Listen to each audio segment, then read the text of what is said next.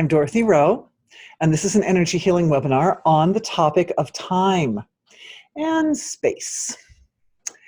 And energy healings for time and energy healings to support our ability to work with the nature of time and space in a way that provides greater autonomy and control over those two aspects of creation. Before we dive into tonight's topic, I'm going to start with a brief overview of what is energy healing. I'll start with a prayer of gratitude, then a brief overview of what is energy healing, and then we'll go into the topic of the day. All right. Thank you to the source of creation for being everything, for being all of us, and the coordination and harmony and connection of all of us in this great group of great healers. Thank you for our ancestors and through them the presence of the physical body. Thank you for the link between unmanifest being and the whole manifest field of creation. We want to work concisely and efficiently. We want to empower everyone in the group with the resources and technologies and understandings required to become even more proficient, even more powerful with energy healing. So thank you all for being with me. I am so grateful. So grateful for our time together. All right.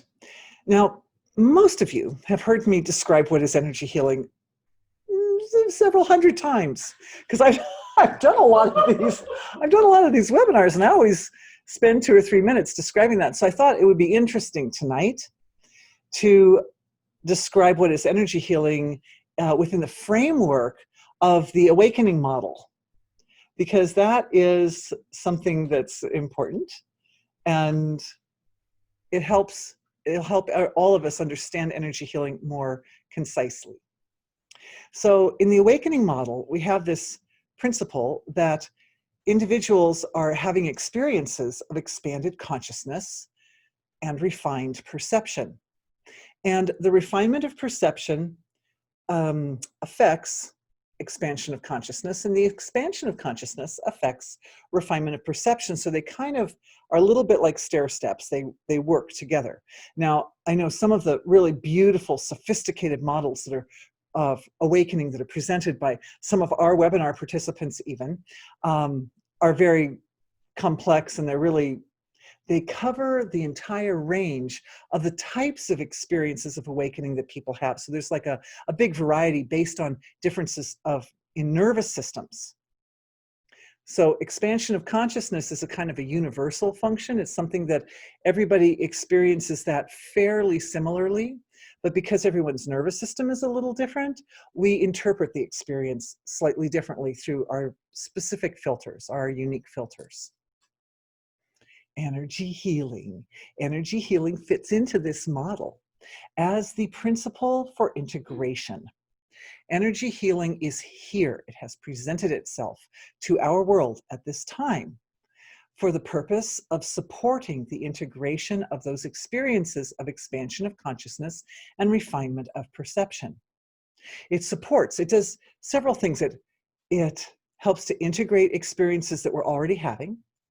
I need to turn off my light just a little bit, I think, as I step back. So it helps to integrate experiences. It also helps to enhance the process, because energy healing can focus in, for example, on senses of perception. Therefore, energy healing has this ability to promote a more efficient refinement of perception. It clears away blockages in the nervous system. It stands in the gap between the consciousness itself and the physiology. So because energy healing can work in that gap to help refine and nourish and uplift the physiology, it provides a platform for the expansion of consciousness to happen more smoothly, more completely, more efficiently, etc. So that's one of the things that energy healing is. It's a function that sits in the gap. The other thing that energy healing is the process of focusing our attention intelligently. And that's really kind of like the nuts and bolts of energy healing, is like, how do we focus our attention? How do we use attention, which is consciousness, right? So awakening is like further expansion of consciousness, but energy healing is kind of like focusing that expanded consciousness into specific channels in order to produce an enlivening effect on the thing that we're focusing on. And in energy healing, we're working with models that involve very, very dense levels of the physiology down to very refined levels of the physiology. So there's a big spectrum across which the awareness can focus. And as the awareness focuses through that spectrum, it is able to address not just the symptoms of illness, but also the seeds of illness.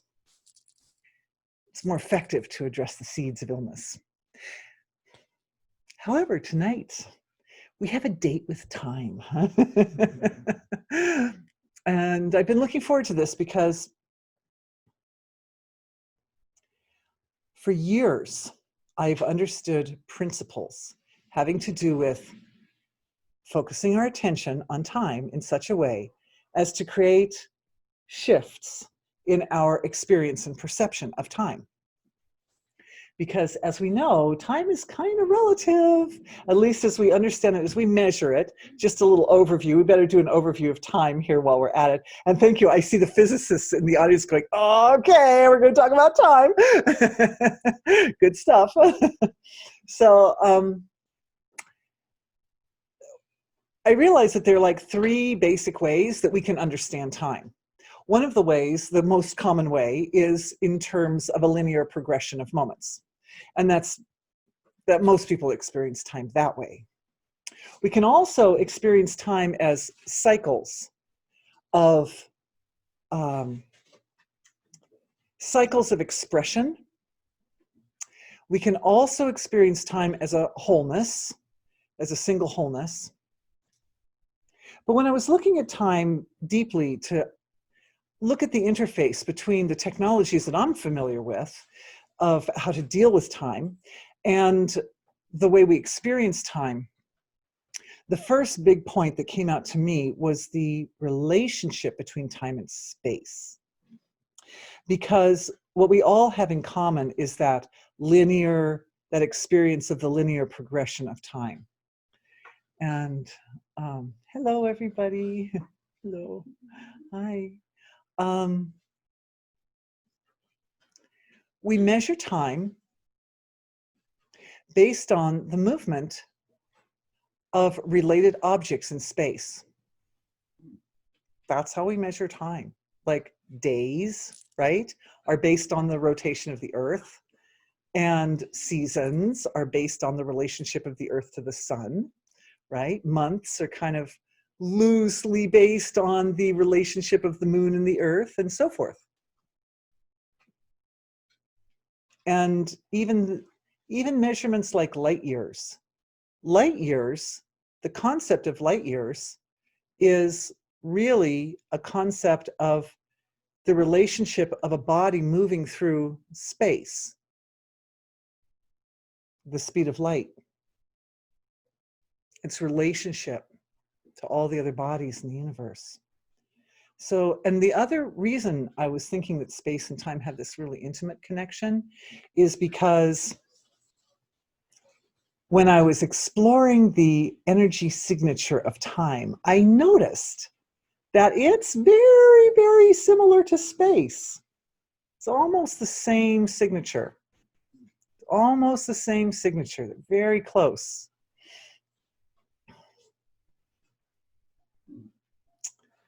I know I usually leave questions for the end.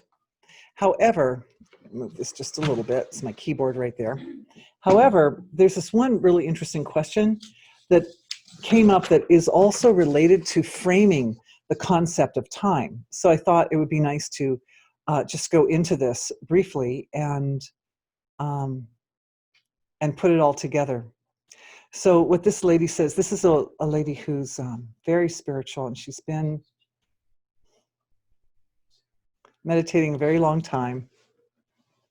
As I have come to understand from several mentors and from some personal experiences. There are many dimensions. With each dimension may have many levels of density. E.g., some say we have shifted to the fourth dimension. Some say the fifth dimension, although not sure if it's possible to skip a grade, like from the third to the fifth, and density level 2. And that's where my confusion comes in. I know different divine beings are on and from different dimensions. For example, I've heard that the Vedic knowledge comes from the 9th dimension, or was it the 12th dimension? And spiritually evolved masters, like ascended masters and archangels, different aspects of divine mothers, and all come or on different higher dimensions. And that we have already vibrationally shifted from the 3rd to 4th dimension. Anyway, this is a multifaceted subject, which is why I was reluctant to bring it up. But I love those kind of subjects, to be honest. Thank you for bringing it up. Pretty much, or a little, up on the dimensions, but then this density levels thing was confusing her.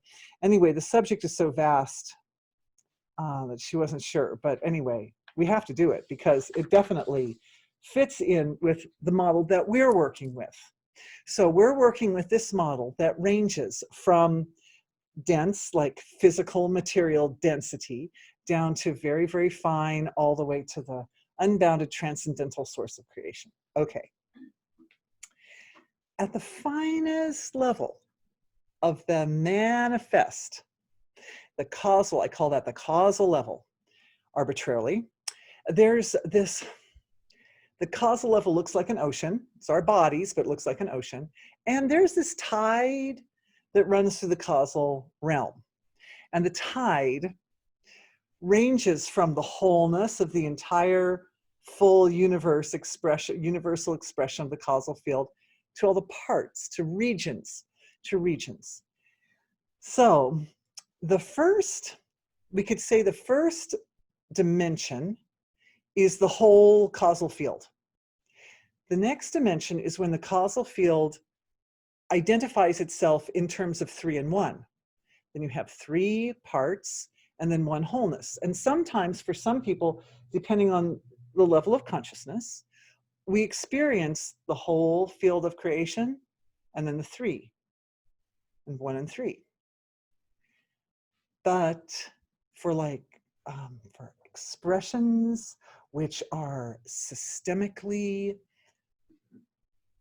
stratified through the causal field, which we can call like ascended masters, archangels, etc., which are actually aspects of our own physiology, right? Because we are that causal field and they are that causal field also.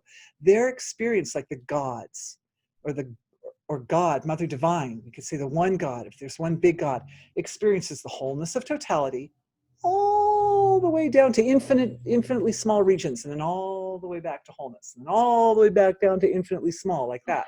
And so it can go from big down to just 3, and then back to big, or it can go from big, wholeness, down to say 5, and that's a 3rd dimension. That's the one we've been living in like all this time. And the 5, of course, are represented by the 5 elements. And that's what we experience in the 3rd dimensional reality. We experience earth, water, air, fire, air, and space, right? And we experience our world as made of these materials in the 3rd dimension. But then when we go into the 4th dimension, collectively, everyone starts to experience a greater multiplication of regions. And what we're doing in energy healing that we've been doing for some time now is going in and kind of like isolating specific smaller regions. And within these smaller regions, just to give a brief description here, because some of you've heard this before, but the light of being that arises from the source of creation moves into those regions and hums or vibrates within those regions. And that humming or vibrating within that region forms, we could call it laws of nature. We can call those laws of nature.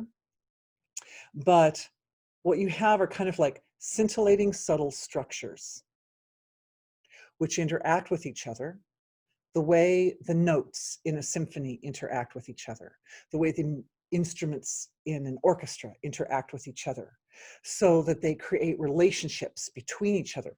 Relationships between forms, that's the space. And it's from these relationships that time emerges. So time and space. And we can see that this, that we go into the fourth dimension, fifth dimension, etc. My experience is that it's not really such a linear progression. Like she's saying, like some people say we're in the fourth dimension, some people say we're in the fifth dimension. It's not my experience that it's that linear of a progression. My experience is that lots of people are experiencing facets or aspects of finer dimensions, of which there are infinite. At least there are a large number. I actually haven't counted, so I can't say with absolute authority. Can't say with absolute authority that they're infinite, but I can say that the mother. Thank you for understanding my limitations. I appreciate that. The mother of creation, the biggest God form of the whole creation, experiences from the wholeness all the way down to as small a part as can be experienced. And we know that's really small. That's like 10 to the minus 33 centimeters, right? The Planck scale. So that's very fine, very fine. Tonight, we're working with the region of the causal field, which is associated with time and space.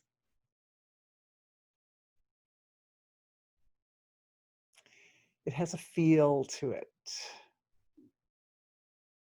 It has a very open feel. Limitations and unlimited at the same time.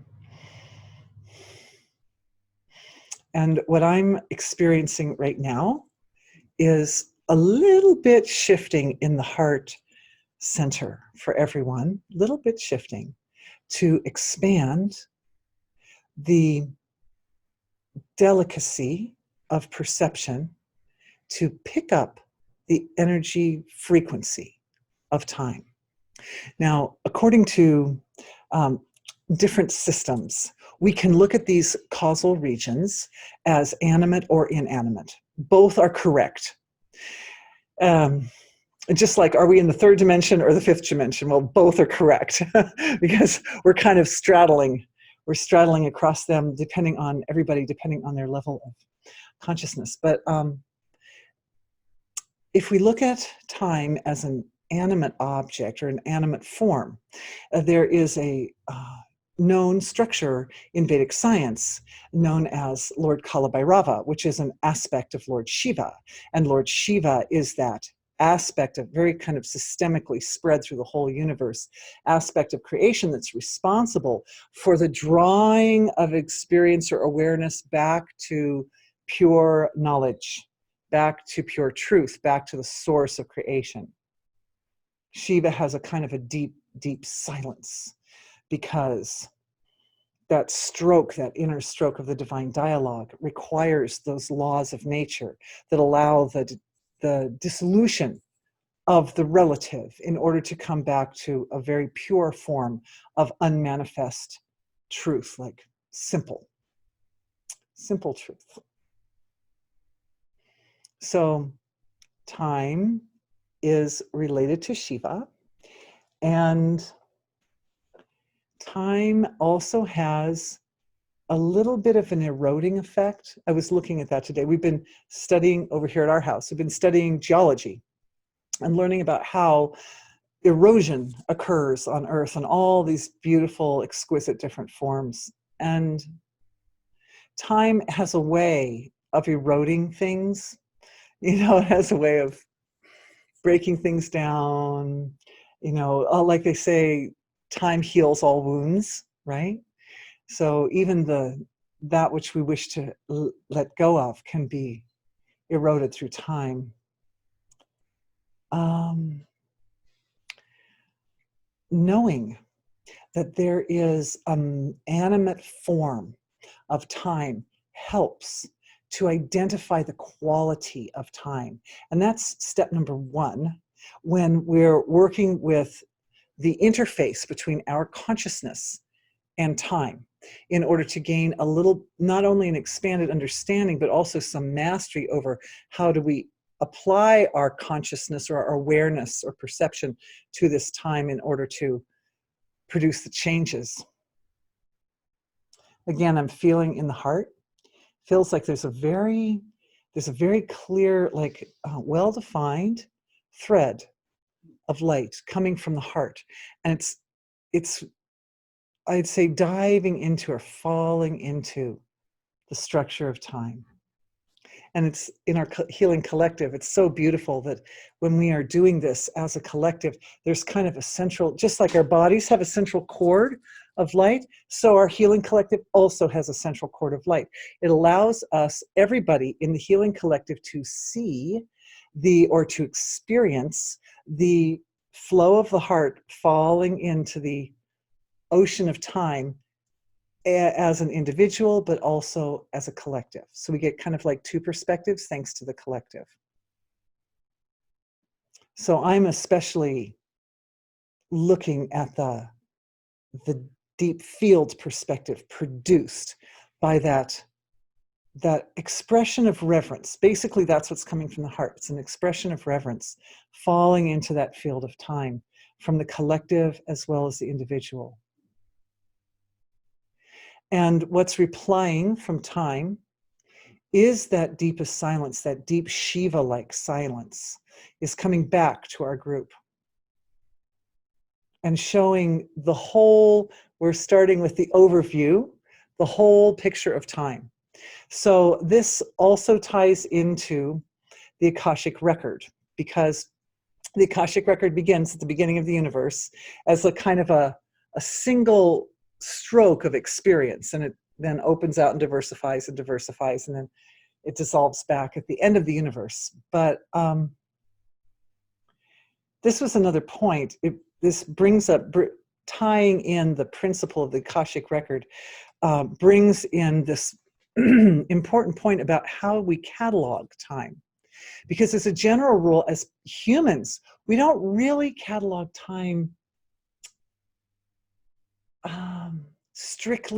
in a strictly linear way, even though we experience it in a linear way. When we think back, if you think back to periods in history, or, I was thinking the good example is today's webinar is right on the brink of the holiday season, right? We're very close. Here in America, we have this big holiday. Thanksgiving is like this week. So Thanksgiving kind of marks the beginning of the holiday season. And the holiday season has a feel to it. It's got that holiday feel. It's got that sleigh bell feel to it. So it's a very different feeling than the feeling of the springtime, or that deep, deep, inebriating silence that comes after the holiday season in the depths of winter, or the kind of outward stroke of the summer, the midsummer time, or even the fall. It's different. The feel is different. And it's those feels that are responsible for our understanding of different epochs or periods during history, periods of time. For instance, we think about the turn of the last century, or we think about the like the 1960s or something, where there was a big, interest in expansion and all that. All these different periods throughout history have certain feels to them. The Akashic record catalogs all the events with these feels. These are the sort of like the building blocks. They're the building blocks of the archives of human experience and experience of all things, all living, all life in our universe. So this structure, this nature of different periods in history to have different feels to them, or even different days have different feels to them, is a byproduct of the fact that different laws of nature dominate at different times in history and on different days and in different seasons. And these laws of nature are those structures in the causal field, which are the organizing structures for the whole material level of creation. So when our hearts and the heart of our healing collective extend out with reverence to the, we can say the host of time, or the ocean of time, we are essentially appealing to that structure which is so vast in its nature that it can hold all these identifying features of creation in its embrace. It's big. Time is big.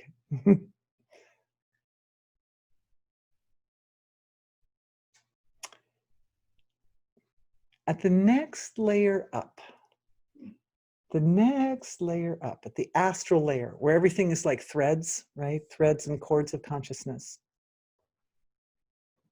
I noticed in the last couple weeks, because I always get downloads, as we're coming into these sessions, I noticed that some of the cords are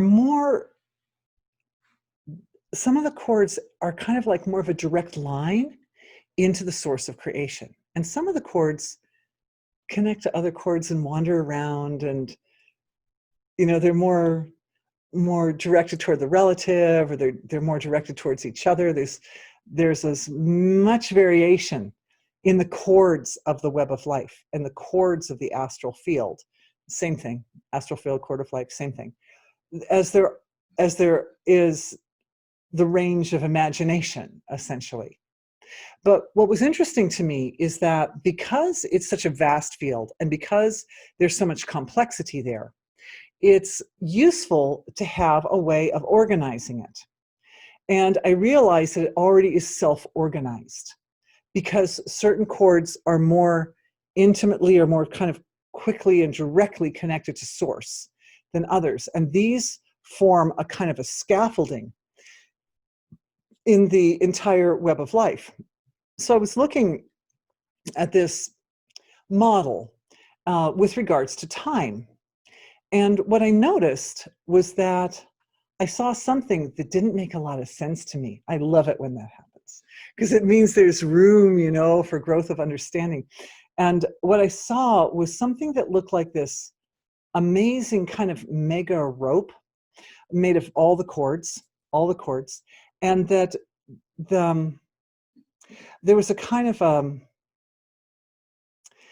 a geometrical symmetry within the rope, comprised of these more simple chords that go straight to source. And it looked a lot like energy matrix. We've seen different pictures of energy matrices. I've sent them around and so forth. But it was like an energy matrix that was sort of like stretched out like that. So it's kind of like, instead of it just being like a mandala, right? Like a circle with lines that connect in nice patterns, it was like a big rope with the lines wrapping around the rope in patterns that were very, very orderly, very geometric. And time at this level is the tie.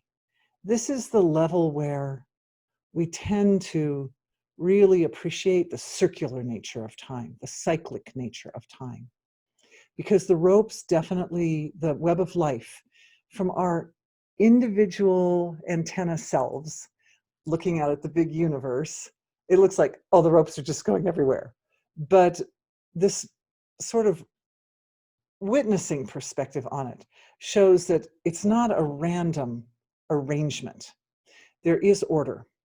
There is order. And there's also room for some chaos, too. There's room for variation and changing and so forth, because we know that we have changed the positions of these ropes in the past, and we've healed and cleared things like that. So,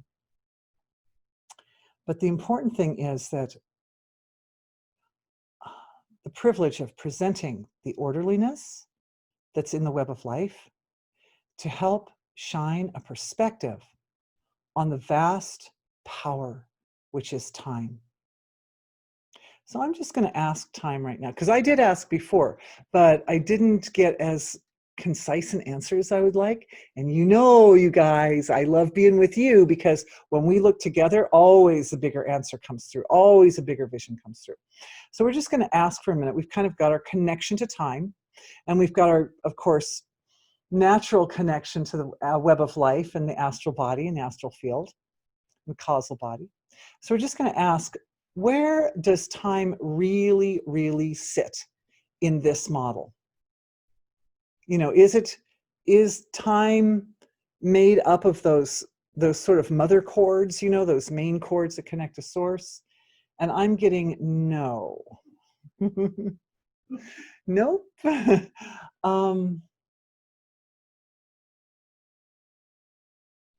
Time isn't, here's the answer coming back. Time is an integrating factor. Time, it gives shape, space, right? It gives shape to the universe. And right now I'm kind of seeing that opening up. I'm looking at that in a sort of multidimensionally, how time gives shape to the universe. And the universe gives shape to time, because as the stars and galaxies move, they're essentially defining various moments in the time of the lifespan of our universe. So again, space and time, intimate connections there. So maybe we need to frame the question a little differently. Maybe the question should be, where does space sit along this, within the framework of this astral structure of creation? That's easy. Space sits in the gaps. Space is always in the gaps. And as we go into this, I was hoping in this session that we can do some healing for gaps or spaces in our physiology, like joints and nervous system, because you've got the spaces between the synapses of the nerves and all the little places, all the little areas between the tissues of the body where like toxins can get stuck, those are little spaces. And so we want to do some healing for those. But I want to make sure as we're going along too, that I don't lose the continuity of my previous thought. So don't let me forget. Also, I'll take questions at the end, I promise. I might start, if we get a bunch of them, I'll start a little early so I don't miss anybody's questions. All right. Where does space? Oh, space sits in the gaps between the threads. And the threads are, okay, so what that means is, well, I'm asking, does that mean then that time also sits in the gaps? And the answer is yes. Yes, because time, as we measure it, is actually, it actually takes into account rest and activity, right? Because there's something, then there's silence, and there's something, then there's silence. Like it's in music, right? You've got rhythm and tempo. You've got the beat going on there, 1, 2, 3, 4, and then you've got the rhythms riding over top of it. And it's the relationship of those activities and then folding back into the silence that gives rise to that tempo. Okay, a lot of information is coming in now, like major download. So I'm going to try to sort and tell. I do sort and tell. Anyway,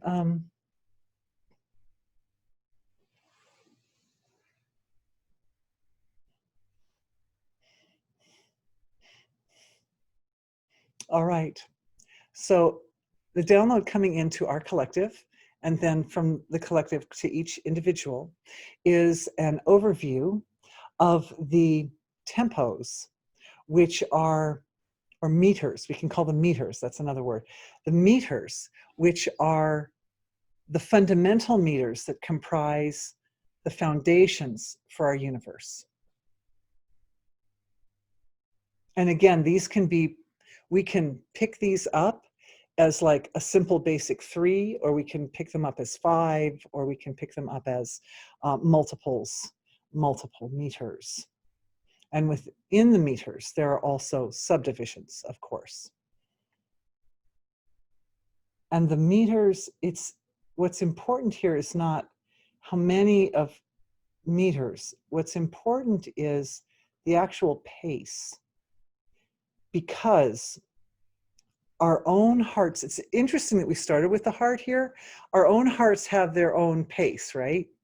And there's an alignment taking as the download comes in, and this, I'd say, blossoming of perception of the different types of meters and the different tempos of the meters. This communication is going first, it's being processed in the heart center.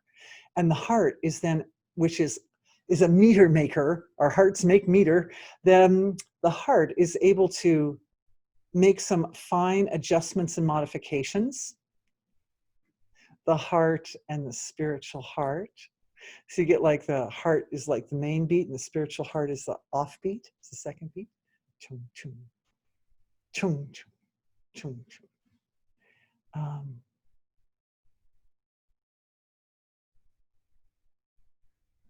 Feels as if there's a chord of in pure truth from the source of creation, coming in through the crown of the head. It's coming right in to the heart like that. There's a brilliant light of that pure truth. And it's upgrading our understanding of meter and rhythm. And we're receiving tools of how to identify the universal or cosmic codes or rhythms, and how to recognize the signs of them as they arrive to us. There are a lot of different signs. One of them, I know this is kind of outside the box, and I've talked about it a little bit before, but it's good to talk about it again. One of them is what some people call tinnitus. It's good to take a minute and just cover this, because this is interesting stuff. And most people have had that experience once or twice of that kind of ringing in the ear feeling. And most people, when you first experience it, you think, uh-oh, maybe I'm losing my hearing, because that's what our culture tells us. But what I found working with it, putting my attention on it, was that it is highly malleable and it is highly responsive to our awareness. You will notice if you get that ringing feeling or ringing sound in the ear, you can affect it with your attention. Here's what you do. If you settle your awareness down to finer levels, it gets louder. And if you bring your awareness out to the surface, it gets quieter. Try it next time. How many people have noticed that they'll get the ringing in the ears when they're falling asleep at night? You're lying in bed trying to go to sleep and you're, yeah, right? Like already so many hands are raised up on my screen here, right? Because like that's a thing.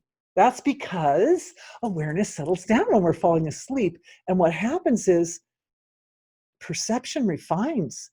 And all of a sudden we start to hear, you can hear these delicate sounds produced by the whole universe. You'll also notice that when you are settling down and hearing that sound, it's also possible to notice certain kinds of interesting effects on the insides of the eyes, like a kind of a malleable back and forth of lights and darks, for example. And so these experiences are actually direct experiences of the natural rhythms of the creation. And they're important, and we need to stay close to them because they are our tools for recognizing and identifying the meter of the universe. Within that humming, buzzing sound, as a musician, I can tell you that this so beautiful. Octaves are so beautiful. In Gandharva Ved, which is a Vedic form of music, the different intervals are given different names based on relationships. And so the octave, and I don't know them exactly because I didn't study Gandharva Ved enough, but I think I've got some Gandharva Ved musicians with me who can fill me in the truth here.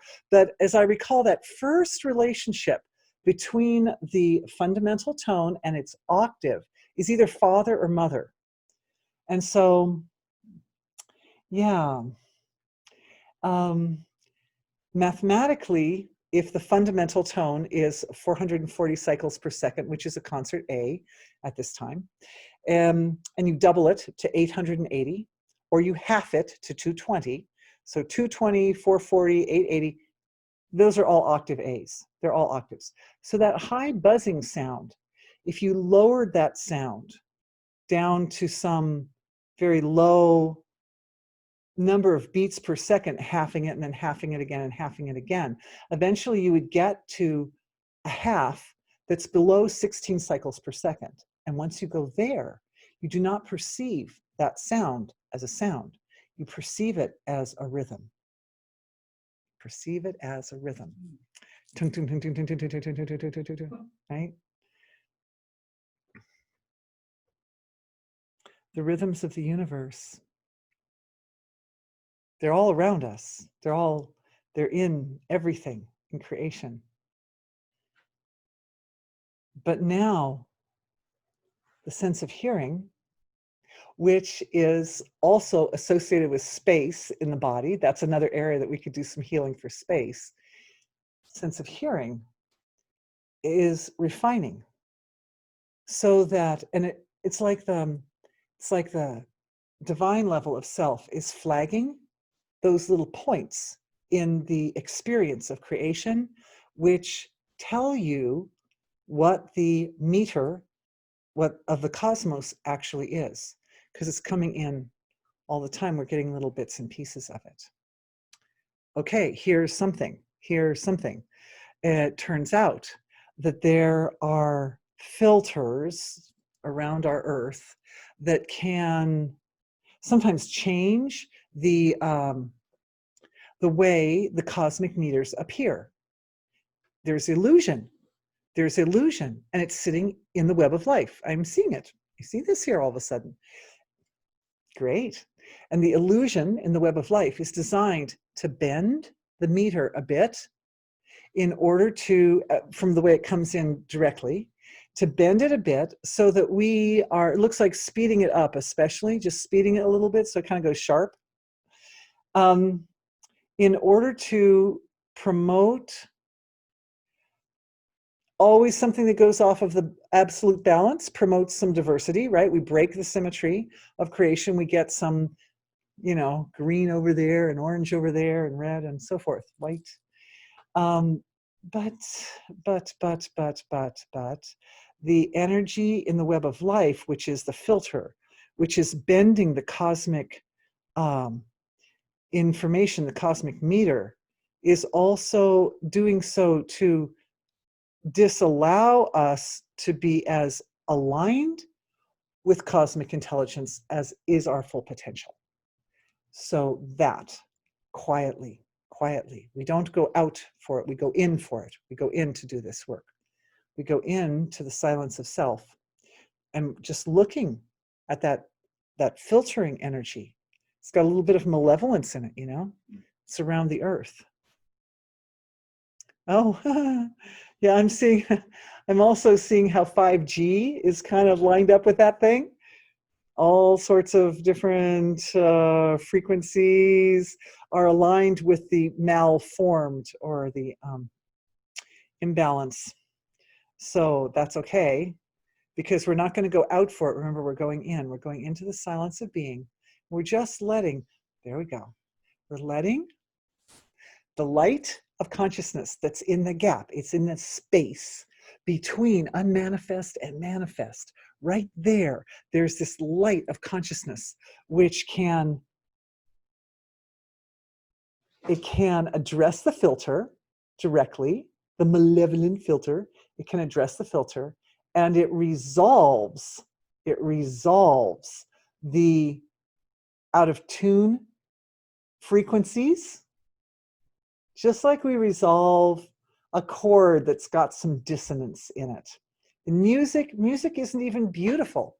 It isn't even beautiful if it's just like, the first chord, da da da. That's like, it has to have other chords. There have to be other kinds of chords so the chords interact with each other. That dissonance is there, but it's not very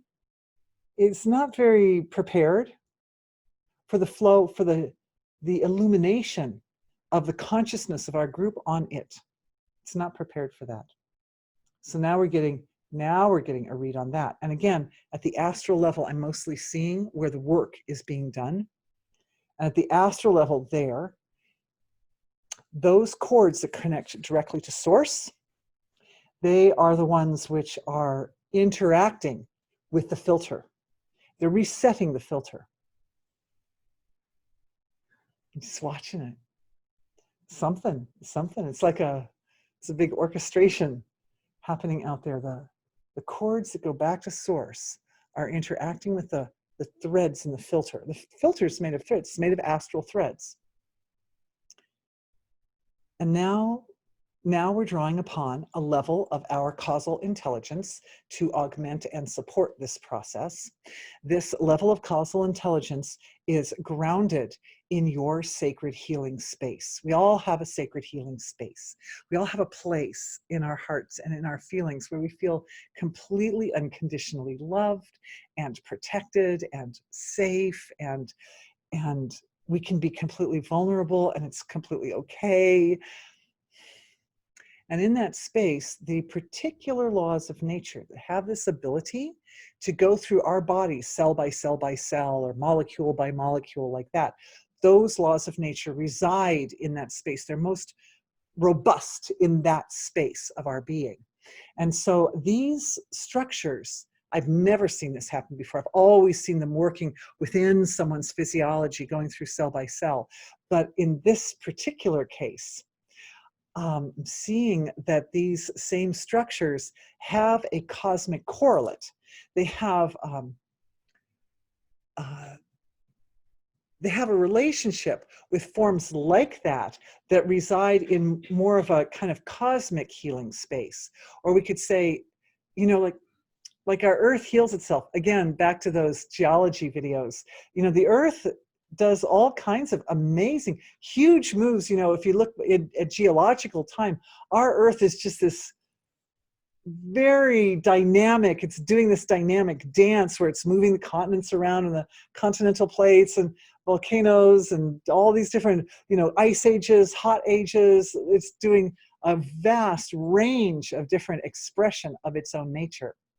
So in the cosmos also, and so Earth is very good at healing herself. She's very good at healing herself. I have a lot of confidence that in spite of damage that humans have done on Earth so far, and we have lost a lot of species and so forth, that there's this wonderful, Earth has a wonderful ability to bounce back.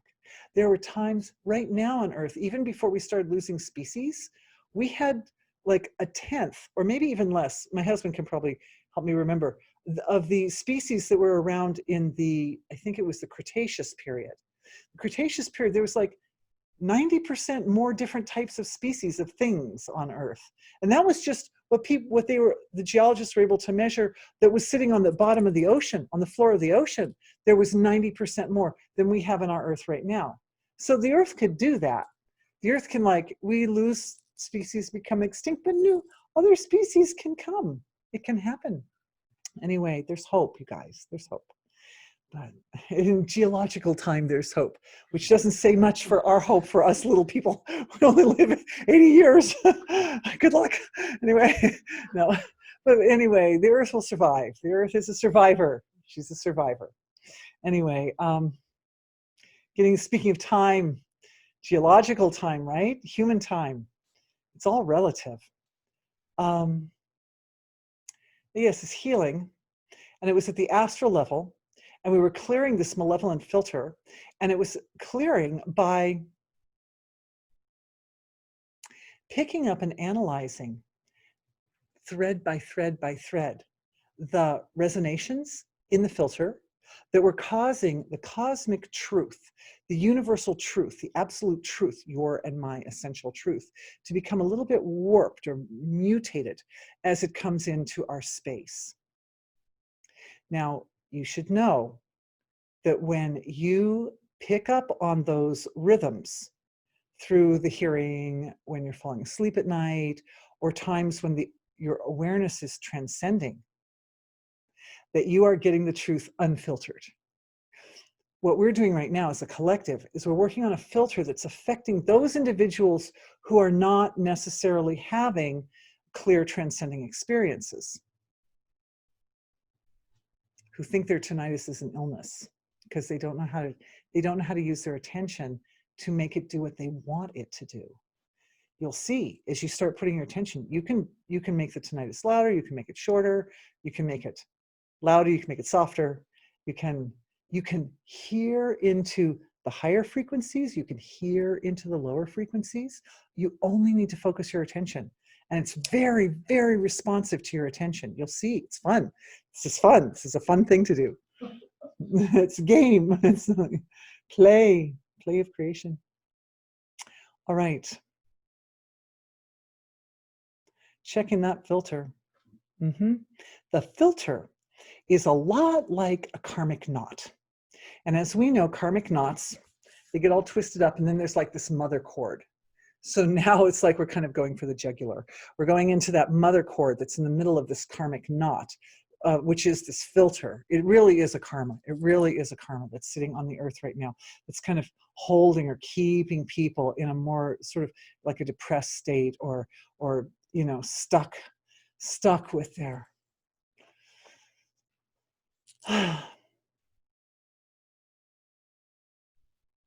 stuck with the lower frequencies, stuck at the lower frequencies. So I'm looking, and we'll see if I can give you a nice description of this. Again, I can't see it at all without you guys, so thank you.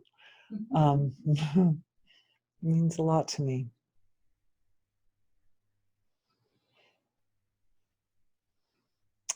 It's the usual.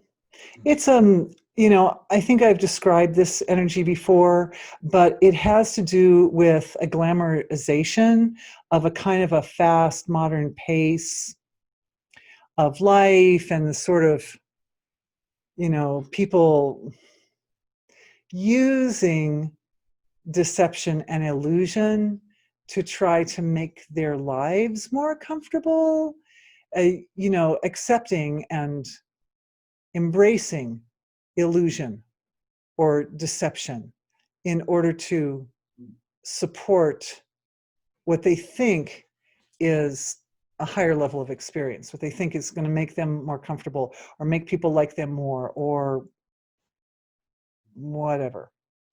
So that's the energy right there. It's this illusion that the mother thread is a thread of illusion. It's a thread of non-truth, essentially.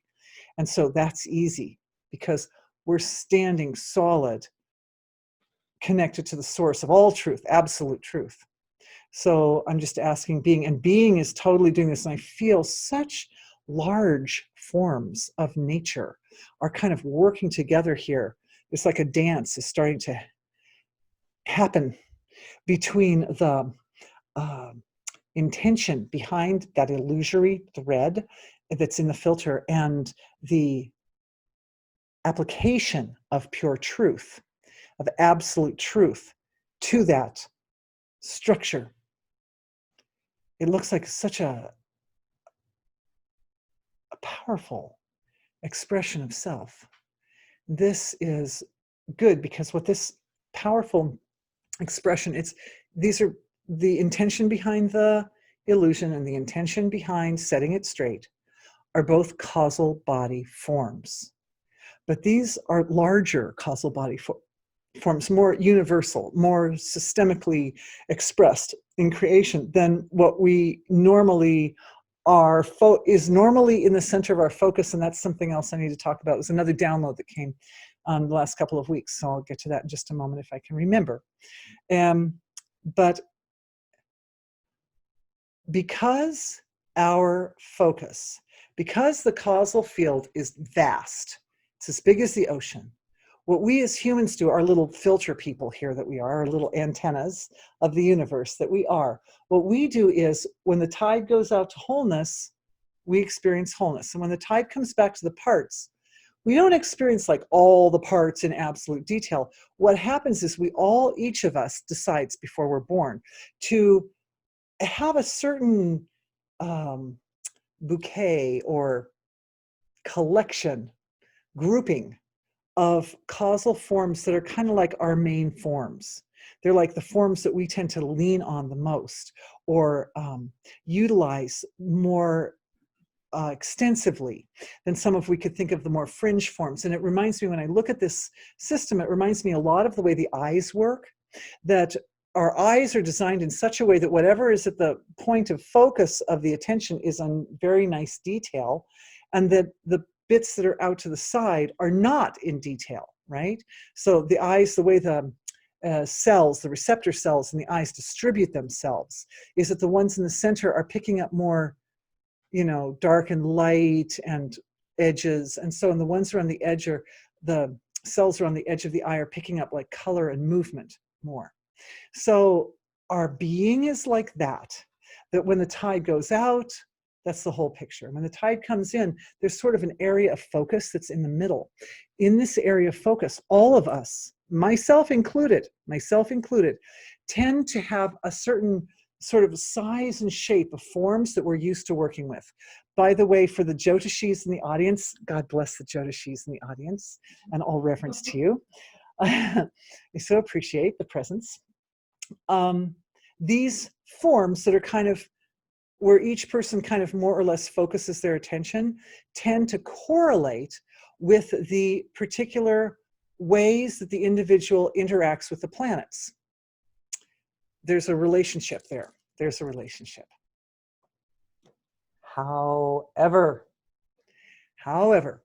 this healing that we're doing as a collective is expanding everyone's potential to bring greater forms, larger forms, forms that we have not previously brought into this central corridor of our awareness of our causal bodies.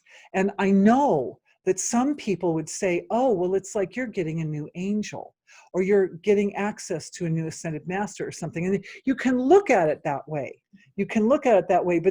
But I'm presenting it, I'm not really framing it like that, because as much as that is another kind of truth, I feel that in the long run, it limits our ability to gain mastery. Because if we think of it as, oh, I have a new angel that I didn't have before, then the angel's still like something outside me. It's not, if it's outside me, it's like I don't have any kind of autonomy or ability to interact. So inside this form, which is coming to meet the form that was responsible for the illusion, this form that is the vehicle for the absolute truth, it's big. It's like really big. It's really, really powerful. It's speaking of geological time, like it counts time in these like vast, vast stretches of what we think of as years. Vast. It's vast. It's vast. It's on the level of gods.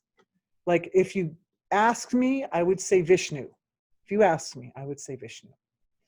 But it's there. And it's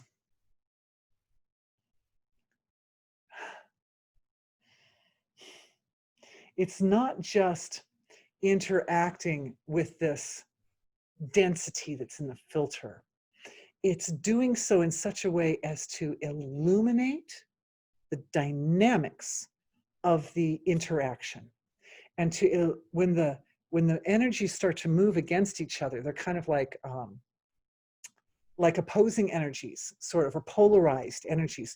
They start to dance around each other like that. It supports our ability to see, to refine our perception, becomes more acutely aware of these qualities. It's like being in a bath, right? That's hot, but you don't feel it until you move. Well, we've got movement going on here. And it's not just happening within the context of our healing circle. Yes, our healing circle is the instigator. Our healing circle is the source of that movement, but it's stretching out over our whole earth into the astral field of the whole earth, and it's working the whole field at the same time. And I can tell you that the animals are appreciating it too, because they've also, I know, they've also been under the oppression of these frequencies that are not acting properly. I just read recently National Geographic that a particular type of rhino just went extinct. And rhinos are really big animals. But years ago, when this filter was here, I read that because the elephants were being harvested at such alarming rates, young elephants who didn't have adult elephants to help them act correctly were going out and murdering rhinos just because they were stressed. I'm not saying that the rhinos went extinct because of the elephants, because I don't think they did. I think we know whose harvesting was responsible for that. But the point is that the reason I brought up that point is it wasn't a very pretty point. Please forgive me. But the reason I brought up that point was because the animals have also suffered. And it's time for everybody to be liberated. And I'm feeling immediately from the animal kingdom, particularly the animals that are under the water, because sound waves propagate through water differently than the way they do through space, through air, and actually can carry further. And so at least certain types can carry further. And so it's like a big relief to them. And so I'm feeling all these waves of gratitude and relief and appreciation and reverence and love flowing back to that great big form of self that was responsible, and through that form and through our forms back to the source of creation, because we just offer it back to being. So we offer it back. It multiplies. As it falls as that incredibly nourishing flow of gratitude from the living beings of this world, even the trees, all the beings, flows back through us. We become the vehicle or the conduit by which that gratitude flows back to source. Being likes nothing better. The source of creation likes nothing better than that love and gratitude. And so it not only multiplies it to infinity, it brings it back out again. It brings it back out again. And this falling into the source and then coming out again and falling into the source and coming out again is the meter. It is the meter which is reestablishing. This is where the meter reestablishes. This is that part of the healing. And a thank you to all the living beings on earth for helping us with that. This literally, as we come right to 9 o'clock, ties in beautifully with another question that came in. I see we got some questions up here on the computer as well. So let's go straight to this one. The first part of the question is about DNA and ancestors. And of course, all the healing work that we're doing is affecting our ancestors, because our DNA is responding epigenetically to literally everything we do. So as we do these healings, the ancestors also benefit. And we can go more into it, because this question about the ancestors was like very, very broad. And so I'm thinking we may go more into it tomorrow, or we may look a little more deeply, but I've got a bunch of questions here, another question here about the animals. Don't want to lose that thread. So in putting his attention on this, he felt that one of the things the ancestors could use was a healing for the pain that they inflicted upon animals. He says it seems that when people, it's very insightful, when people come into this lifetime, their capacity for compassion shuts down a bit so that they can function in this world. It's true. And that's also part of that filter. So that's going to be, we should be seeing a little bit of a change in that and some increase in compassion. But for instance, they may need to hunt animals in order to feed their family. And I realized that when I was brought up, I ate meat without any awareness of the pain being inflicted on these animals. So I was wondering if we could do a healing to reduce all the pain inflicted on animals. and on the consciousness of the individuals who caused it without realizing it. What do you think? What do I think? You're so sweet. It doesn't matter too much what I think. But we being, what does being think? No, you're so sweet. Thank you for letting me be the voice of the group.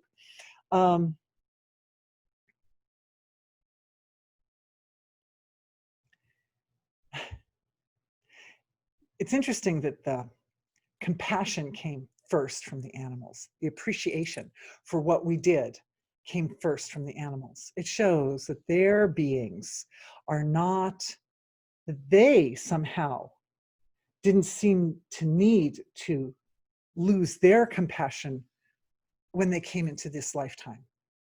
As animals, they haven't really lost their compassion. It's interesting, right? So if animals with physical bodies and plants and all kinds of beings don't lose their compassion, is it necessary for humans to lose their compassion? I feel that the loss of, as I'm looking at it, I'm looking at it with, thank you, with the light of all of you together, all of us together, looking at it, it seems that the loss of compassion is more of a sort of a collective construct as has grown out of the social conditions and cultural conditions, something like that. Because remember, in the past, in the, like Neolithic times or something, when people would hunt animals, it was really, mostly they would pick off the slower, weaker animals in a pack. And it was a way of actually strengthening the gene pool for the collective of those animals. So, and it's not uncommon back then also that the animals, they knew, like, that was part of their story, was that they were getting old or something. And, rather than going through some kind of long, arduous death, they would just be the slow guy at the end of the pack. And, always there's some suffering. But to be honest, to be killed by a pack of hunters is pretty quick. Really, it's a pretty quick death compared to some like dying slowly of, some illness that takes you out over the long course or something. So, yeah.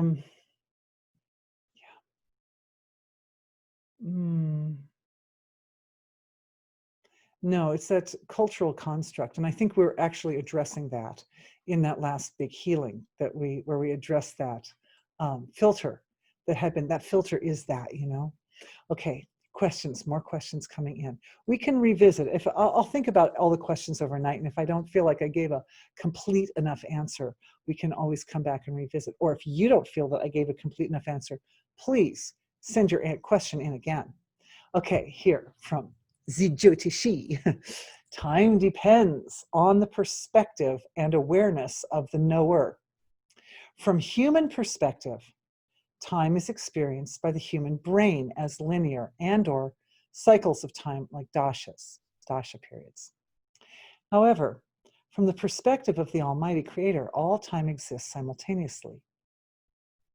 Yes, beautifully put. Our human instrument cannot experience everything simultaneously, but an omnipotent being can. Yes, yes. And when, as human beings, we employ the potential of the nervous system to settle down and experience wholeness, we also experience time existing simultaneously. But I agree that from a practical perspective, from a day-to-day practical, like I had to start this meeting at 8 o'clock, and that was a number on my computer, basically. And it doesn't matter if I was experiencing the hum of the universe, I still I feel a responsibility to be here, to be on camera at 8 o'clock, right? So that 8 o'clock, that's kind of a human construct, and that has to do with that sort of linear perspective. So all the perspectives are present at the same time, but it's my It's my experience, and it's my hope. And we didn't really get into all these techniques. Hopefully tomorrow we'll get into the techniques, but it's my hope that we all gain the ability to intentionally move between those different perspectives with facility and ease and grace, so that whatever's needed at the moment, at whatever time, whatever's needed at a given time, we can be in more of an unbounded perspective or be in a more linear perspective, or both at the same time.